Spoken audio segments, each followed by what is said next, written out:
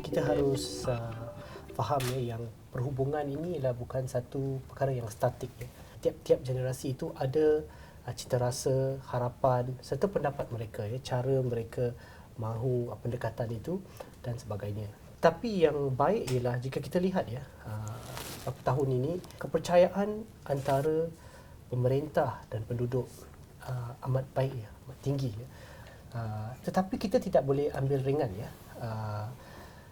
pemikiran seperti ini harus ditekankan setiap kali kerana tiap-tiap kali ada generasi baru yang worldview mereka lain. The one thing that amongst some of the youths that I feel when we talk is all the traditional sources of authority since 2008, 2009 have fallen into question.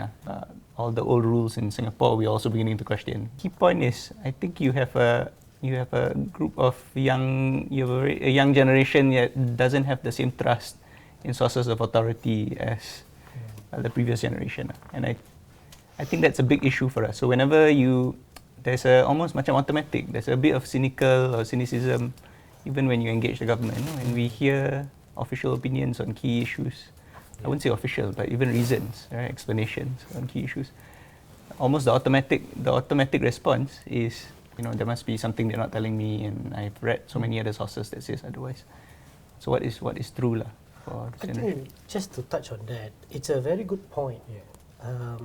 But having said that, I think some critical thought or some questioning from youth or some doubt is not necessarily a bad thing. It is a good thing in a way because it helps us improve, helps us review, and helps us relook our fundamentals and see whether it still applies. So while that is good, we also, this generation have to also realise that peribahasa Melayu kalau marah dengan nyamuk jangan kelambu dibakar.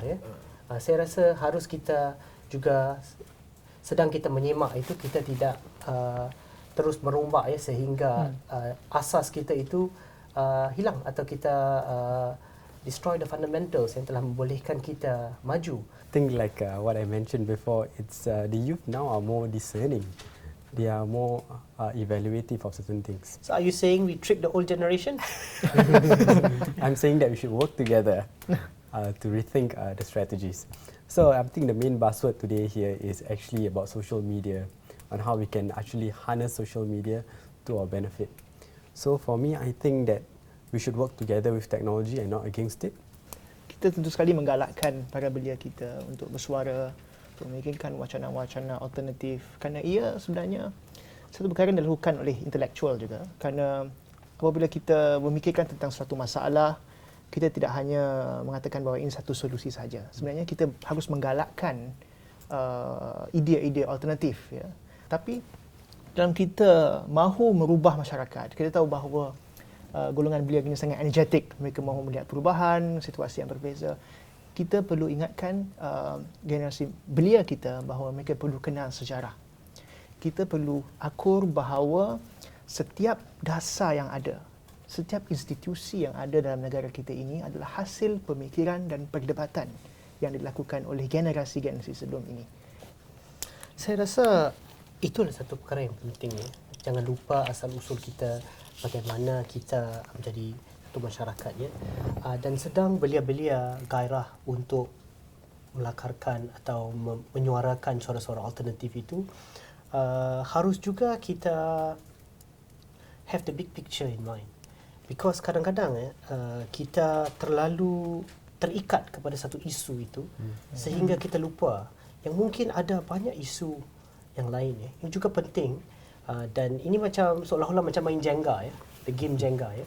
Awak tarik satu, mungkin semua akan jatuh, atau mungkin ada kesan atau ada consequences-nya. Tentang knowledge, tadi kita cakap pasal sejarah, pasal bagaimana knowledge tu kita nak berikan pada golongan-golongan muda kita. Sometimes the knowledge also mereka bukan saja dapat daripada luar. Kadang-kadang kita bertungkus lumus teachers, government, like the ambassadors, they try to reach out to the young people, but sometimes diorang masih ada disbelief, diorang punya belief system. Family cakap macam gini, no religion macam gini. Jadi saya juga harapkan pemerintah sekiranya memberikan informasi terhadap golongan muda ataupun secara publik lah. Mungkin bahasanya juga harus tepat pada golongan yang kita nak kasih lah. Maybe golongan kita boleh faham, tapi mungkin golongan yang tadi kata yang masih berjalan yang ada yang golongan berlari yang masih berjalan tu mungkin how do we want to communicate with them, maybe it would be different lah.